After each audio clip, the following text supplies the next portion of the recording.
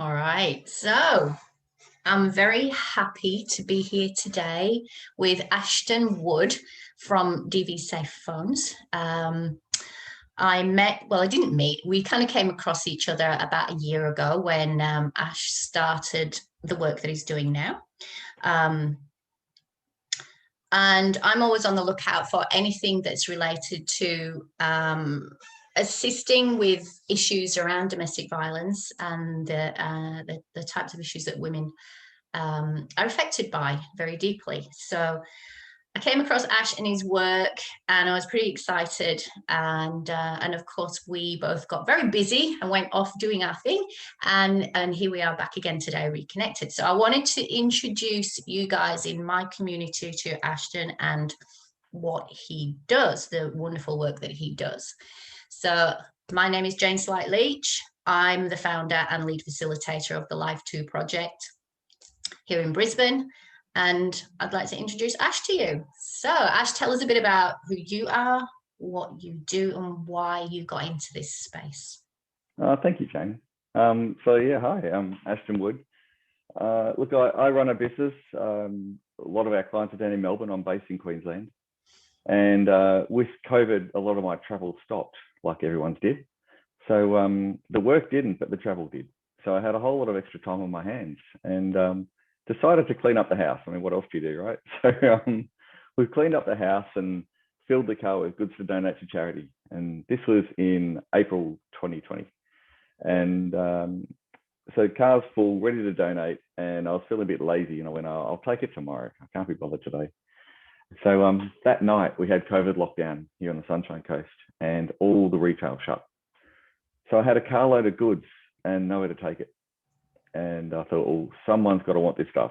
You know, we've literally just done this clean up and it wasn't junk. Someone's got to want this stuff. So I rang the only person I could think of at the time. And it was a lady I'd met through the Chamber of Commerce up here. And she's an ex-police senior sergeant.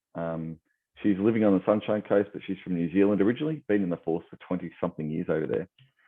And so I rang Janine and said, hey, look, Janine, I've got a carload of goods and everything's been shut down. Like, where do I take it? And she said, Ashton, what I need right now are mobile phones. And I was a bit shocked. And I said, did you say mobile phones? She said, yeah, that's what I need. I said, why on earth would you need mobile phones? Like, I've got household belongings. I thought that's what's needed. She said, no, yes, we need that too. But she said, mobile phones are one of the first things to get smashed or taken in domestic violence. And it leaves a victim with no way to call for help. And I was a bit shocked. I said, well, wow, okay. Yeah, I've got a couple here. I'm always upgrading and, you know, pass them on to family and friends and stuff like that. But I had a couple in my drawer. And I said to her, yeah, I've got a couple of phones here you can have. And she said, Ashton, those phones will save a life. And I went, what do you mean, Janine? She goes, I mean, it will save a life. I said, how? And she said, it's, you know, the victims are literally left with no way to call for help. And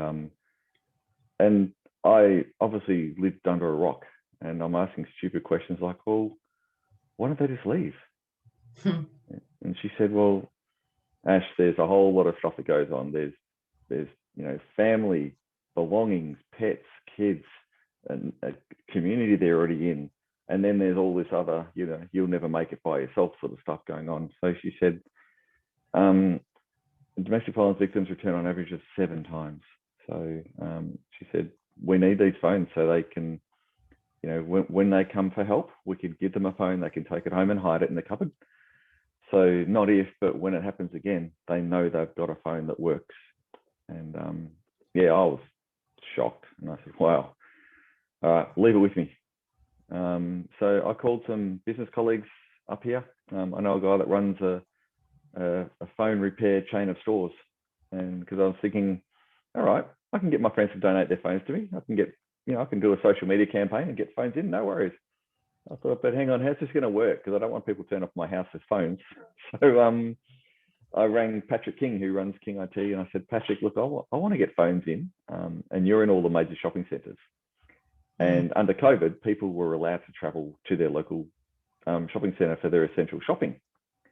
I said, are you open? He said, yeah, we will be open. He said, and all our 6 stores he's got on the in Queensland. So yeah, I said, well, mate, can I ask a favour? Would you mind if people just drop phones into your stores for me to receive, and then I'll get them checked and give them out to agencies to give to victims?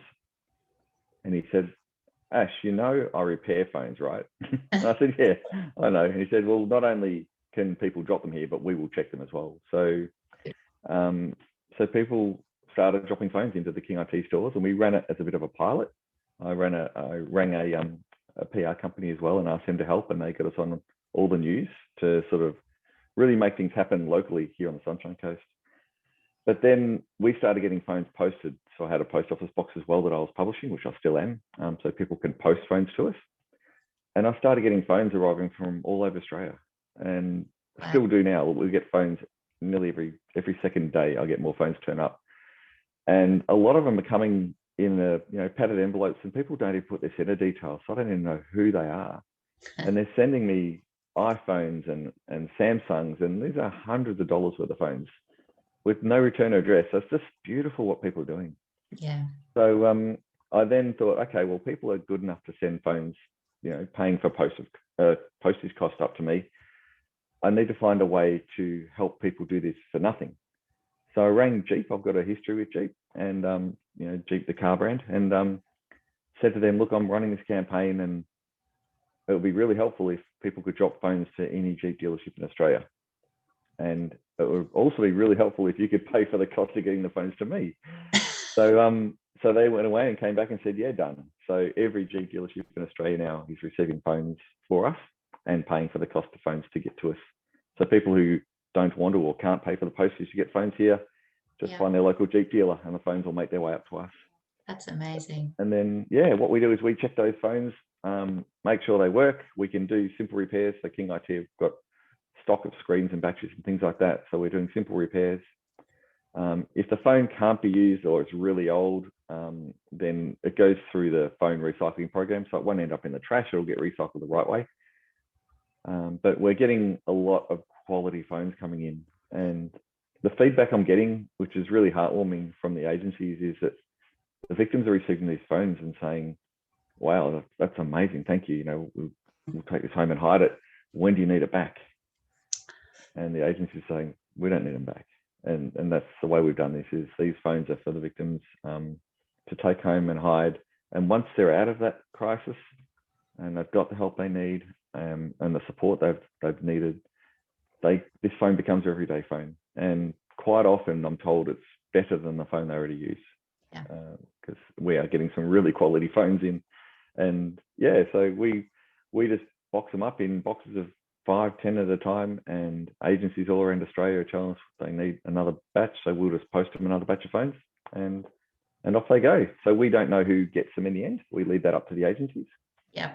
And we'll deal with any registered agency for DV. I have been asked if I can provide phones to other communities like homeless as well, but this is DV safe phone, and until I'm told by the industry that they have enough phones, which I'm told will never be the case, but until that day happens, these phones are for agencies that deal with domestic violence. Yeah. Yeah. Like you say, it takes an average of 7 to 8 times for a person to leave, and we're looking at numbers skyrocketing now through, lockdowns and people being confined into their homes.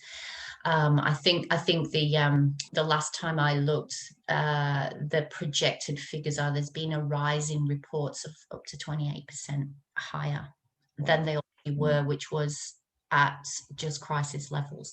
Services are not able to deal with all of the reports and applications that they receive anyway, without the added intensity of lockdowns. So thank you so much for what you're doing. I don't think you will ever be, well, hopefully you will, this will slow down, and as we work on more solutions to combating and ending this other pandemic that we are dealing with in violence. Yeah, definitely. Yeah, thank you. It's somewhere between 1 in 3 and 1 in 4 women are affected. So we're looking at figures into the millions in Australia. Yes, it's a big number, and the generosity's out there, though. There's a population of 25 million in Australia. Obviously, not everybody has a phone, but a lot of people have more than one. So, oh yeah, absolutely. I mean, I've got a few kicking around here. It's yeah. you trade and you just throw the one in the drawer. That's right. Yeah, a lot of corporates, they change over their fleets often, so we're asking the corporates to consider us when they're refreshing their fleets of phones, to consider us for their old ones, because we check every single phone. So if one slips through their net that's signed in or has personal details on it, we check every phone. So if we find one that, and we do every now and then, one that's still got account details on it, then we can erase that. All we ask, though, with phones that come in is please make sure they're signed out of iCloud, Apple iCloud or Google, because that is a security feature we can't break. Okay. So people have sent their phones. So just repeat that, just to make that really clear for anybody listening today, because we're talking to a community here who are very security and privacy minded in the United community. So just restate that nice and clear. Yeah, sure. So have an iCloud or an Apple ID.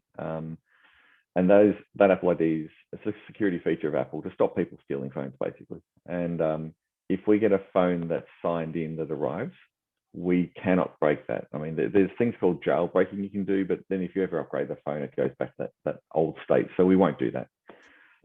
So all we can use that phone for are parts. We can take the battery, the screen, the microphone, buttons off, and that sort of thing. So it makes it a whole lot easier for us if a phone has been signed out properly before it arrives, which we have instructions on our website of how to do that. It's quite simple. It's just going to the Apple ID and pressing sign out, and it might ask you for your own password again. And once that's signed out, that's now detached from that account, which is perfect. And then you can just do a factory reset on the phone and send it across. So as I said, we check every phone before it goes out anyway, just to make sure. Great. And but that would make it a lot easier. Obviously, the better condition the phones, if they're charged and they're reset and they're working when we get them, then that makes our life a lot easier and a lot quicker. We can literally put a SIM card in, make some test calls, make sure the functions are working, do a battery test, and that phone's good to go. Brilliant. Amazing. So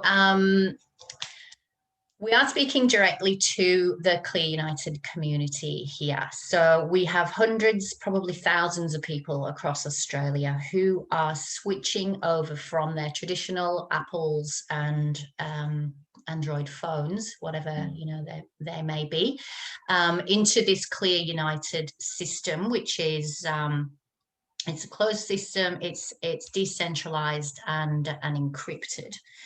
So obviously, the people here are very security and privacy minded. So that's what you're doing here to provide this this service for people is going to be touching the hearts of very many people. So, what my message is now to all of you guys is, would you consider, when you upgrade your current phone to the Clear phone, would you consider donating your existing phone across to Ash and his organisation? That's my ask for you today. Possibly as well, moving forward, you may even consider purchasing a secure and encrypted Clear phone and donating that to Ash's service, so that he will then be able to take on a fully encrypted phone to pass on to someone who perhaps is at extreme risk. I'll share a little bit about my background, because I haven't done that so far really with this community. As you know, I work in the domestic violence space, sort of on the other side of that crisis stage. I work in trauma recovery. So I work with women who are struggling with PTSD and really trying to restart their lives after they've been through one of these situations. Going back 14, 15 years, my life was very different to what it is now. And I was very much in the thick of the type of situation that Ash is speaking about. My life was not my own. I was tracked everywhere I went. And actually, after I left that situation, it became more intense and worse to some degrees, well, to many degrees. I didn't realize that my phone was actually hacked and I was being followed. I was being traced, and also my computer, all of my systems were being hacked into. So I was fully being observed in everything that I did. So to me, privacy, not only in the atmosphere of what we're experiencing on a global scale at the moment, privacy to me personally is a very, very deeply affecting issue for me. When you've experienced stalking on that level, your sense of safety in the world is extremely diminished. So for me, I am extraordinarily passionate about the things that Ash is talking about, and this is the reason I work in the space that I do. So we're very much aligned in that respect. So I invite my community here to become involved, whether it's sharing and supporting this message and the activities that are, the action that's being taken here to support people, whether you actually donate your phone, whether you actually purchase a new phone to gift to somebody, whatever level you'd like to get involved on, we would very much appreciate it. And the women that you're helping, you literally can be saving a life by just taking that old phone out of your drawer and sending it on to where it needs to go. So Ash, can you share all of those details again, your website, where you can drop the phones off, where you can send them to, Sure. all of that? Thank you, Jane. So the company is called DV Safe Phone, and we're a registered not-for-profit charity with the ACNC. The phones, we can receive them via post at Post Office Box 1440 Mooloolaba. That's MOOLOOABA, Queensland 4557. We can receive them if you're in Queensland at any King IT store, and they've got 6 stores around the place.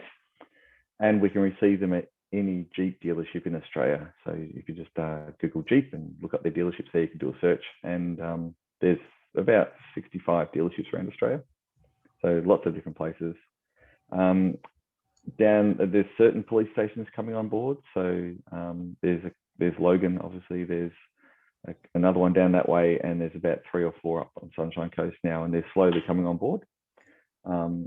So that'll roll out. So don't just turn up at your local police station because they might not know about it. They might not have said yes yet. So, but the simplest way is King IT, Jeep, and the Post at the moment. So thank you, and thank you for your support. I really do appreciate it. It's so heartwarming, the amount of phones that are coming in, and the agencies that are kind of in a bit of shock when I ring them and say, "You need any more?" And they're like, "Wow, really?" Like, and the first conversation I had with them was like, "What's this going to cost us?" I'm like, "There's no cost." Yeah. Well, how can that be? We've always had to pay for phones. I'm like, well, you don't anymore because there's generous people out there helping. And King IT are, they're checking all the phones for me. They've got 6 stores and they're using their own staff. They've brought trainees in as well, extra, to help check these phones. They're even doing, repairs if there's screens and batteries and things that need to be looked at. They've helped me because one thing I didn't think about when I started this was that most phones come without charger cables. People send them without the cables or they're broken. Yep. So I was starting to buy them through eBay, and I mentioned to King IT, and because they've got such a big distribution, they've even helped me. They've bought me 3,000 cables out of China. They cost me like 50 or 63 cents instead of $2 each. So yeah, so they're amazing. Yeah. Well, there you go. And another thing that you can send along with your phone is your old charger cables. Yeah, if it's not played in good condition, we'd love it, please. And I know I've got a drawer full of shit that is just probably completely useless to me. Yeah. Please, yeah, we'd love it. We'd definitely can use it. Brilliant. All right, guys. So you can contact me through my email, life2project@protonmail.com. You can give me a call. I'm on Facebook, Jane Sleight Leach. Life2 Project is the Facebook page, and my 2 websites, janeslight-leach.com.au and life2project.com.au. We would really appreciate, and thank you very much for all of your support, your generosity, and your beautiful hearts. And we will sign off now and talk to you guys again soon. Thank you. Thank you for this opportunity, Jane. You're so welcome. Now.